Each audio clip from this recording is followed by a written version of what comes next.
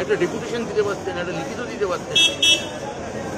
তা না করে যেভাবে অধ্যাপক অধ্যাপিকাদের সঙ্গে এই বর্বর আচরণ করা হচ্ছে, আমি এর তীব্র দিতে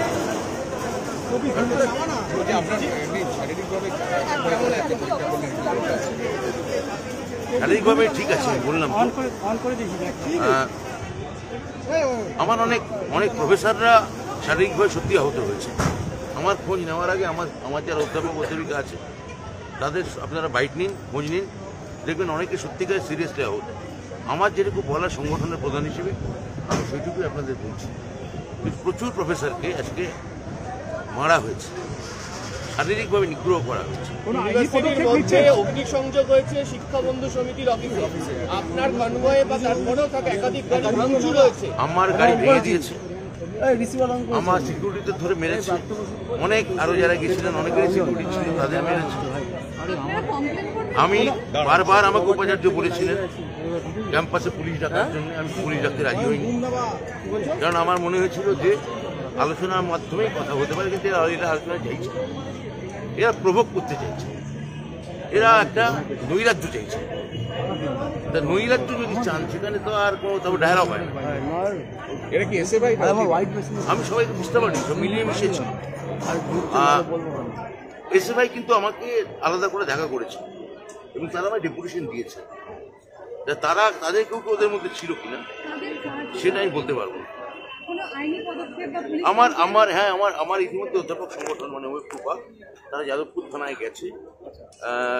সুমন বন্দ্যোপাধ্যায়, মহিতোষ গায়েন এবং আমাদের সেলিম বক্স মন্ডল, আমার 3 ভাইস প্রেসিডেন্ট, তারা ইতিমধ্যেই সম্ভবত এফআইআর করে দিয়েছে।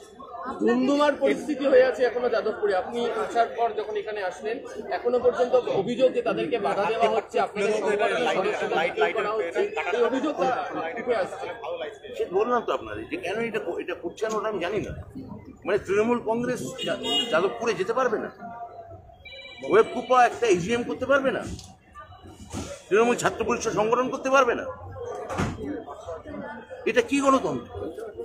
আমি আজকে আমার বক্তৃতায় বলেছি এটা হিম্মত আছে যে বিজেপির শাসিত কোনো রাজ্যে গিয়ে কোনো বিশ্ববিদ্যালয় বিজেপি মন্ডলের অধ্যাপকরা যেখানে আছেন সেখানে কি এরকম অধ্যাপক বিজেপি অধ্যাপকদের গায়ে হাত দিতে, মন্ত্রীর গাড়ি ভাঙচুর করতে ওরা পারবেন? কারা আজকে গোটা রাজ্য দেখেছে কারা আজকে নৈরাজ্য চালিয়েছে এবং কারা ধৈর্য ধরে ওখানে বসেছে? আমি মুখ্যমন্ত্রী, আমার দলনেত্রী মমতা বন্দ্যোপাধ্যায়, আমি দলের একজন কর্মী। মমতা বন্দ্যোপাধ্যায় গণতন্ত্রে বিশ্বাস করেন, শান্তিতে বিশ্বাস করেন, স্থৈর্যে বিশ্বাস করেন। আমি স্থিরতার সঙ্গে ওদের কথা বলতে চেয়েছিলাম, কিন্তু ওরা কথা বলতে চাননি, ওরা নৈরাজ্য চেয়েছিল, কলগাহীন একটা সন্ত্রাস চেয়েছে। এটা খুব উদ্বেগজনক। এটা কি পরিকল্পনা মাফিক? বলতে পারবো না ওদের পরিকল্পনা ছিল কি ছিল না। মোহাম্মদ সেলিম কি বলছেন না বলছেন আমাদের কিছু দরকার নেই, কেননা সেলিমের বক্তব্য ওর পার্টি সিরিয়াসলি নেয়, আমাদের এখানে নেওয়ার কোনো দরকার নেই। আর উনি তো চান যে তৃণমূলের মন্ত্রী বা তৃণমূলের অধ্যাপক অধ্যাপিকা নিগৃহীত হন। সব তাহলে অধ্যাপক অধ্যাপিকারাও তাহলে বানিয়ে করছে, সবাই নাটক করছে। আমি নয় থিয়েটারের লোক, এখানে আমি দাঁড়িয়ে অভিনয় করছি, কিন্তু যে অধ্যাপক অধ্যাপিকারা মার খেলেন সেলিমের কাছে তারাও তাদের নাটক করছে। মোহাম্মদ সেলিমকে একটু খোঁজ নিতে বলুন এবং ওনাকে বলবো যে পুরো সব কিছু রাজনৈতিকভাবে না দেখে ওদের সময়ও এরকম ঘটনা যদি কেউ ঘটায় আমরা তার প্রতিবাদ করব। দলের চেয়ারপারসনকে জানালেন? জানিয়েছি। কুণাল ঘোষ দেখা করতে এসেছেন, আপনার সাথে দেখা হচ্ছে, একাধিক নেতারাও এসে উপস্থিত হচ্ছেন এখানে। হ্যাঁ, আমি দেখা করবো ওদের সঙ্গে। প্রশ্ন থাকলে করে নাও, অন হয়ে গেছে সব, প্রশ্ন থাকলে কিছু করে অন হয়ে গেছে সব আমার যে ছাত্র আহ্বানে থাকুক আমার তার জন্য সংবিধান আমাদের পক্ষে থাকে, আমার তার জন্য সংবিধান, কিন্তু আজকে নৈরাজ্য সৃষ্টি না করলেই ভালো।